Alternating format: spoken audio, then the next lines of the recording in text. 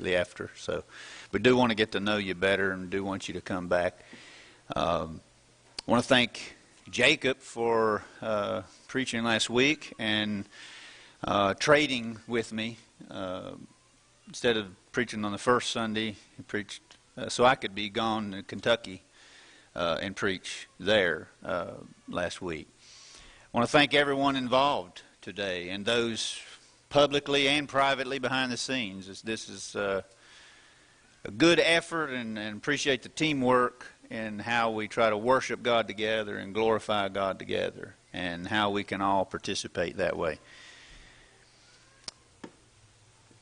On the way down to Kentucky, I stopped and got to see Michaela and Yuri and got to study with them a little bit. As you know, they're about to be married this weekend, and we want to pray for them and wish them well.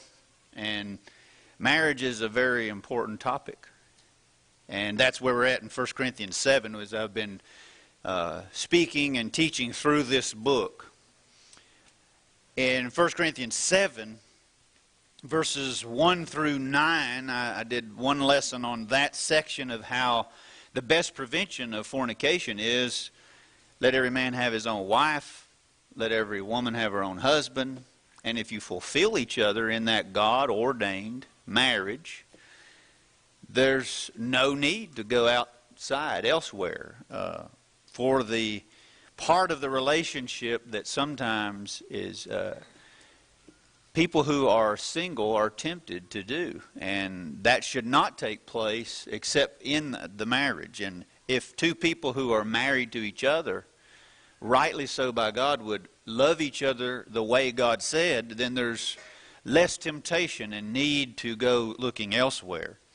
But then verse 9 or verse 10 and 11, I did another lesson really dealing with the marriage bond and how Paul speaks against divorce, as well as Jesus instructed that you're to stay married till death.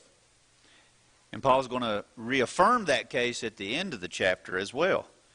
But he's just restating there what Jesus already said on the matter, and that is stay married, don't get divorced.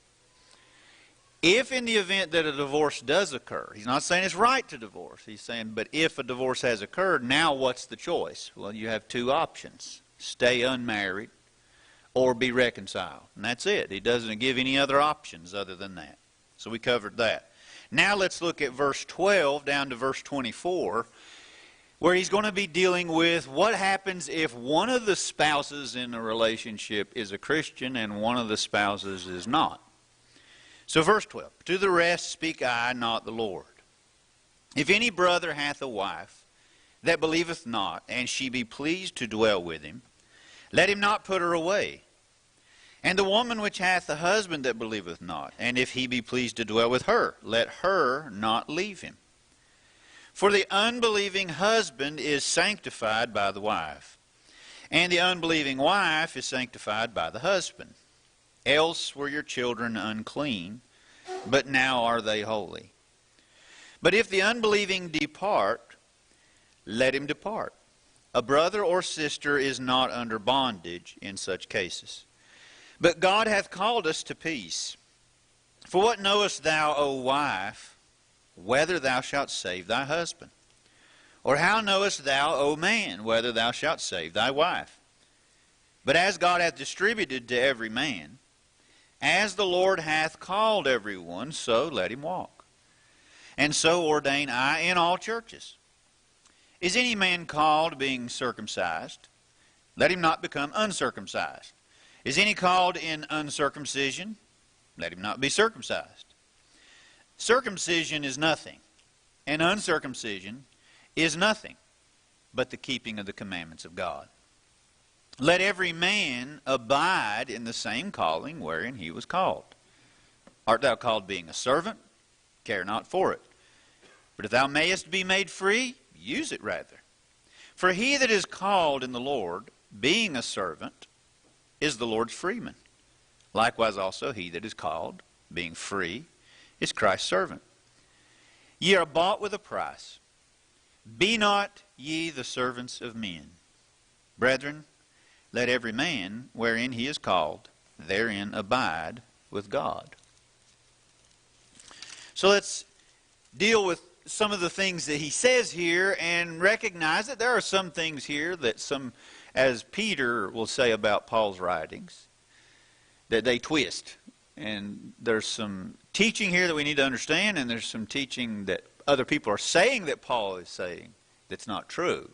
So we want to show the difference between these. First off, notice, when he says, to the rest speak I, not the Lord, he's not saying that these don't count.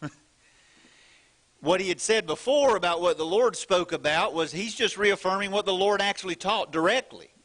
Here, what he's about to say, the Lord did not deal directly with the case of if one is a Christian and one is not. So Paul is dealing with that. But he's doing it by inspiration of the Holy Spirit. So it's not optional what he's saying, okay? It is the instruction that is inspired. Now, when he says, if any brother hath a wife, verse 12, who believes not.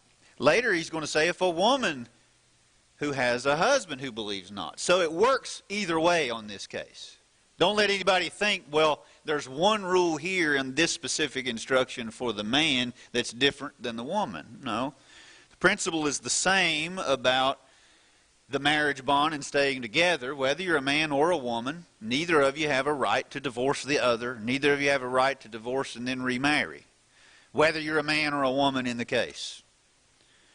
Now, but what about if one is a believer and one is not? Well, you're still married. And if you're still married, you should be what you ought to be. Now, a believer, by the way, who understands God's will and understands his instructions about marriage, will do all they can to set that good example without browbeating the spouse. You want to try to win your spouse. If you find yourself in that situation, there might be that case here, where one spouse is a Christian and one spouse is not. What to do in that case? In cases like that, or cases where one is trying to be faithful to God and the other is not. Well, the one who understands what God says should know about real biblical love and should understand God's sanctity of marriage. Well, an unbeliever might not understand that, or might not abide by it, might not understand it and just rebels against that. Well, that's a difficult situation to be. First, let me say this. Why would somebody knowingly put themselves in that position? Okay? That's very foolish. This section of instructions implies that there is a challenge to a Christian being married to a non-Christian. Does it not? One wants to be at worship. One may be at worship today, while the other one stayed home. One might have decided to come, in some cases, but their heart is not there. That's challenging. What about when you want to pray together? What about when you want to worship together? You want to work together? You want to give together? How are you going to be able to do all of that in the very best way if you're both not on the same page, in the same heart? And you can still love each other, still have a good relationship, but it's not ideal. So those of you who are single, let me say, learn from this and don't put yourself knowingly in that position. If you are not yet married, don't seek a spouse that is not a Christian. Or else you may decide, I want to be bound to this person till death, and I'm going to love them to the day I die. But then guess what? After that, if the person is not faithful to God, well, that's all you have. You don't have that fellowship after this life in eternity. But those of us who are faithful to God, well, we have the hope of being reunited together with all the saints in heaven, even if we're not married in heaven, but we're still together. And so I need to recognize that. How hard would it be to raise children in a marriage where my wife and I are not in the same page?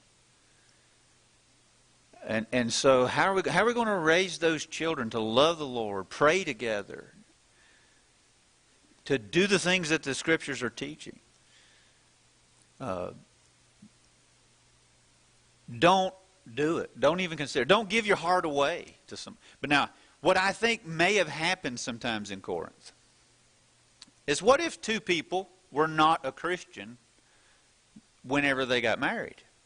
And it was a scriptural marriage. Then one is converted. So now you find yourself, okay, they weren't Christian. Neither of them were Christians when they got married. Now one of them is. Now what to do with it? Well, he says, stay in the marriage. Don't divorce. He makes that clear.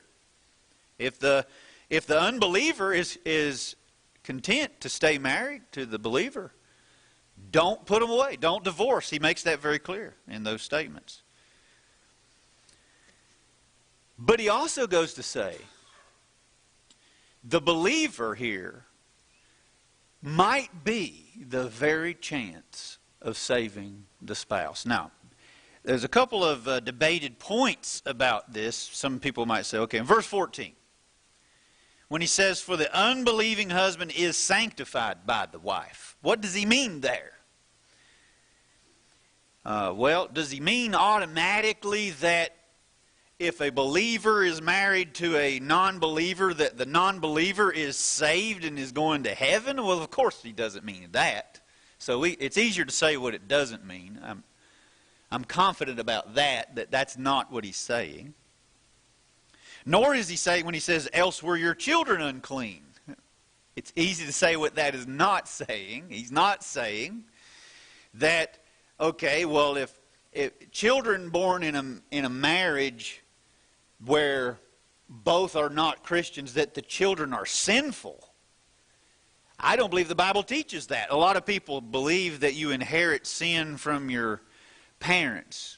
I believe that's so contrary to the Scriptures. Jesus taught in Matthew chapter 18 that infants are safe. Let the little children come to me, for of such is the kingdom of heaven. Children are safe. And he says you should be converted and become like them. And if you are like a child and you humble yourself like a child, you'll be the greatest in the kingdom of heaven. Well, he's not saying to imitate sinners. So that tells me that children are innocent. Paul also encouraged, in malice be children. In understanding be men, but in malice. What's he talking about? Children don't hold grudges like adults tend to do. Children are innocent.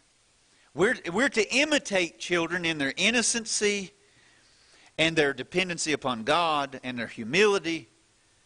Those are things to be imitated. He's not saying that children born in a situation where both parents are not Christians, that they're lost eternally. But here's the question, though. How are they going to learn the truth? If not by the potential influence of the parents. Now, if a child is raised in a home that they were not taught about the truth, can they later learn it? Yes. But what's the best way for them to increase their chances of learning it and obeying it? If the parents teach them and nurture them in the way they should go. So when he says, else were your children unclean, I don't think he's saying that your children are utterly lost. But he's using terminology here that I believe that Jewish people would have understood. There were Jewish people in Corinth, by the way. It wasn't just Gentile. But in Nehemiah or in Ezra, what you had was you had a situation in the Old Testament, an uncleanliness ceremonially whenever a Christian married a non-Christian. One who followed God and one who did not. One who was a Jew and one who was not. And so the instruction in the Old Testament was not to marry those outside of the faith, because they would commit idolatry and your children would end up involved in those things. They learned these things. And so the admonition in the Old Testament was those who were followers of God, who had spouses who were not, because that was forbidden, he told them, put them away. Paul is making it clear that's not the case today under the New Testament, where if a Christian is married to a non-Christian, that the Christian needs to put the non-Christian away. That's his point when he says, else were your children unclean, but now are they holy. But he's also talking about, here's the potential. Because notice in verse 16, compare. What knowest thou, O wife, whether thou shalt save thy husband? What's under discussion here in this context is the saving influence. Okay? What is the best chance of a non-believing spouse becoming a Christian? Well, if the believing spouse is the best example to them. 1 Peter 3 makes this very clear, that if a wife who is a Christian is married to a husband who is not, and her words aren't working, he's not listening to what she's saying, then maybe her behavior and her conduct might set the right example. If she is meek and quiet, and of that spirit, if she's submissive to him, she doesn't care so much about the adorning outwardly, but she's adorning her character. When she does what she's supposed to do and she lives the way she's supposed to live, that's going to have an effect on the husband in a way that words can't work. And so here's the best chance for the man to be able to be won by her example and become a Christian himself. That's what Paul is talking about in this context. So stay married if you're married to a non-Christian. He's not saying if you're not married, go seek a non-Christian. He's not saying that. He's not saying to two people who are single, go and date somebody as a form of evangelism. That's not the best form of evangelism. No, have a Bible study with them and teach them, and if they obey, then you can make the decision later whether or not you want to commit your life to them in a marriage. But I would say don't even get your heart involved with somebody that's not even a Christian if you're not yet married. If you're already married and you're bound by God, then seek to try to save your spouse.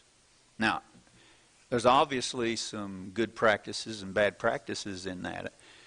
I've seen by experience sometimes where there's a Christian who wants their spouse who's not a Christian to obey. Do it in such a way that actually repels the spouse because of the way they're constantly nagging. The intentions might be good in that case, and that'd be very difficult. But the way they go about doing it might just backfire. So be careful about that. I think a person in that situation, and I've seen this too as well. I've seen good examples where one spouse is a Christian and the other spouse is not faithful. But because of the good example, and it may not happen overnight, but through time, through God's mercy, through God's grace, the other spouse sees the faith of the other and says, I want what they have. I want the joy they have. I want the hope they have. I want to follow these instructions like they do. When they are worshiping, when the other is not, when they are obedient, when the other one is not, and they see that stance for what is right in as peaceful way as possible, that's going to be the best way to try to win the other over.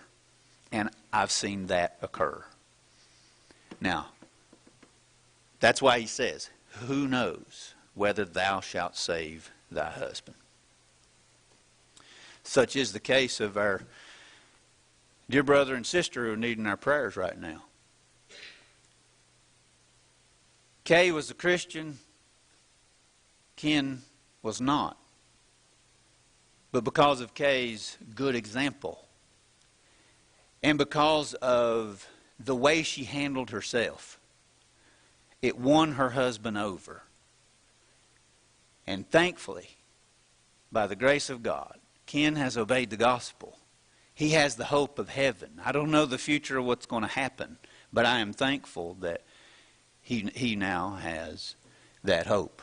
He has a great attitude, by the way. I got to add that. Whenever I first went to see him, the very first words out of his mouth, he couldn't see me because his eyesight's not there. But as soon as he heard that I was in the room, he said, "Can we please say a prayer?" That was the first thing out of his mouth. And he was on his way to, have a test. As soon as he came back up in the room, he wanted to, the first thing that he said then was, "I am so thankful that I've been baptized and that I've been forgiven and I'm going to heaven." That's what he said to me. The first thing he said to Kay was, "I'm going to get to see the Lord and I'll wait for you." That's what a Christian has. And we do need to be praying for them. And I don't know what the next days are going to hold for them, but we do care about them and we do love them.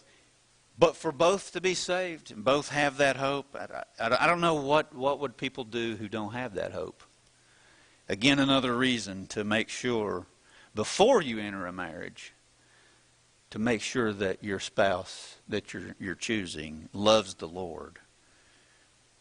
What a hard situation that would be in without God. Hard enough, but God can help us through it and help them through it. Now, when he says, "Else were your children unclean," I think about the children as well. You now have the chance. The saving influence of the parent can be what helps the child. Now, you can't inherit your faith, okay? The child's going to have to grow up and learn the gospel themselves, and they're going to have to stand on their own faith. But what's the best chance? Well, the parents. It's even better if both parents are Christians and they're both modeling the behavior of the husband and wife that the Scriptures teach. Now, he says concerning one who is a Christian and one is not, that God has called us to peace. But in this section, though, notice in verse 15, I've got to deal with this part. He says, if the unbelieving depart, let them depart. A brother or sister is not under bondage in such cases. What bondage is he talking about? Well, I don't think he's talking about the marriage bond. Okay. Besides, that's a different word used there than the word used in Romans 7, referred to the wife is bound to the husband as long as the husband lives. Different word. Different word that he used later in this chapter when he makes the same point that he does in Romans 7. But the bondage that he's talking about, he's not saying that if your spouse is not a Christian, that you're not bound by God. That's not his point. His point is you're not enslaved. That's what the ESV says, not enslaved. Not under bondage or enslaved to what?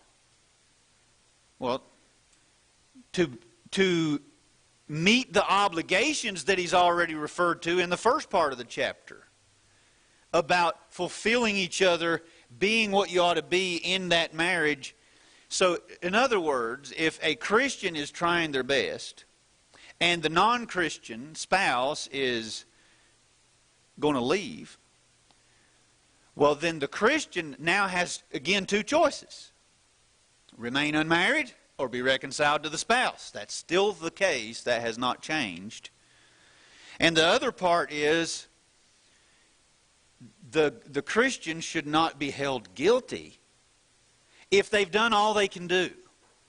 If they're doing all they can in that relationship, they should not be held guilty if the unbeliever departs.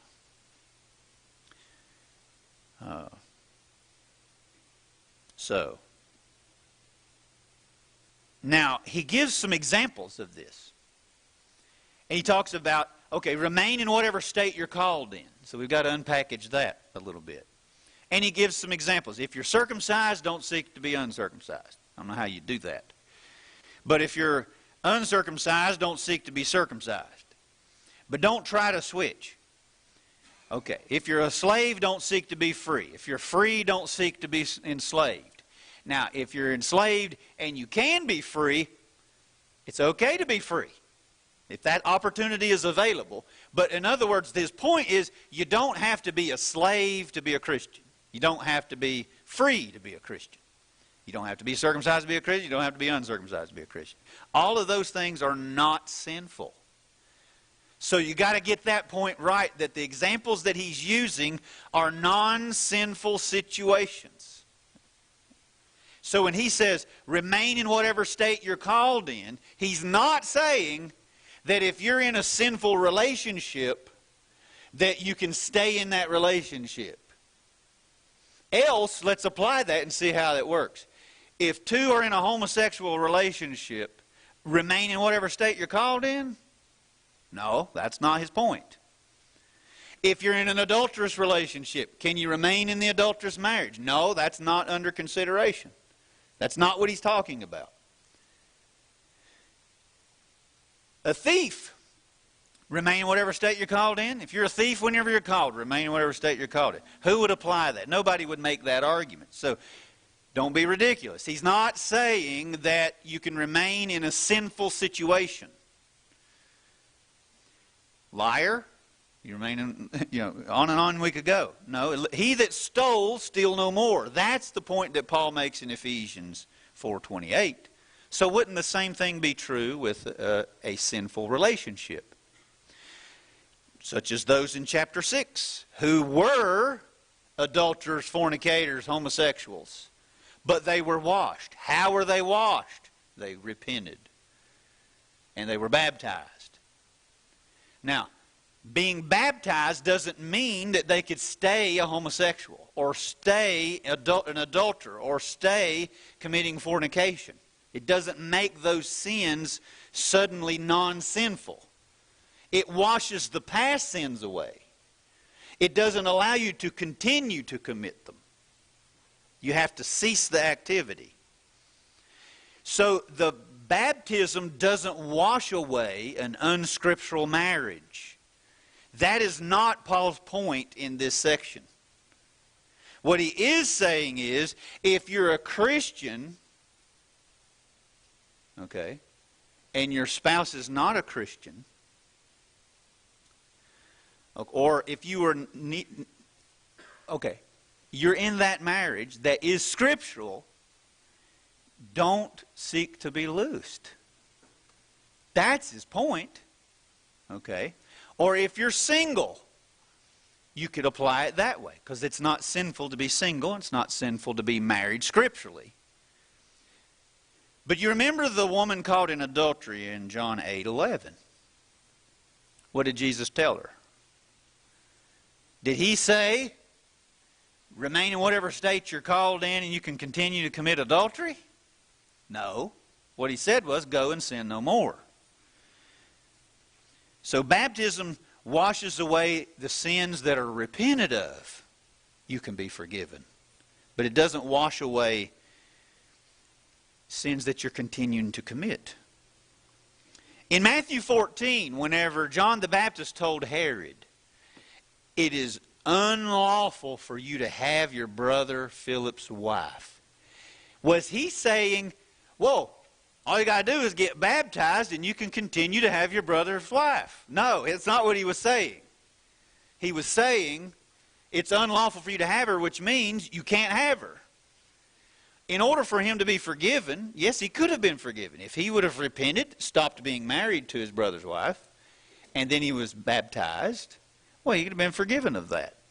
But he can't continue to be married to her. So I hope you get the point that he's not saying it's okay to continue in an unscriptural marriage just because you've been baptized. But he is saying it's okay to continue to be married to somebody who's not a Christian if the marriage is still scriptural. And it's okay to still be single. If you're a widow, it's okay to stay a widow. But you can also remarry in that case. Now, so when he says, brethren, let every man wherein he is called therein abide with God, that's what he's talking about. I hope that makes it clear to you what he is saying, what he's not saying. If you have any other questions about that, I do invite you to ask me about that. We'll pick up there next time, Lord willing. Appreciate your attention. If you're not a Christian, why don't you become one? Why not believe that Jesus Christ is the Son of God? Repent and be baptized, and all your past sins will be forgiven. And then stay faithful. If you're doing something wrong, whether it's in a wrong relationship or whether it is any other sin, you need to repent of that. And it can be washed away and forgiven, and you can be sanctified. If you're a child in a situation where your parents aren't living right, you can choose to live right if your parents aren't. We've got examples of that as well. But if you're a parent, with children still at home, please take every opportunity and be that example. Both spouses can help each other, lift each other up when the other's down, and be a strength and encouragement. Whatever way that we can help you, whatever your needs are, if you need prayers or if you need to repent, you can come up to the front while we stand and as we sing.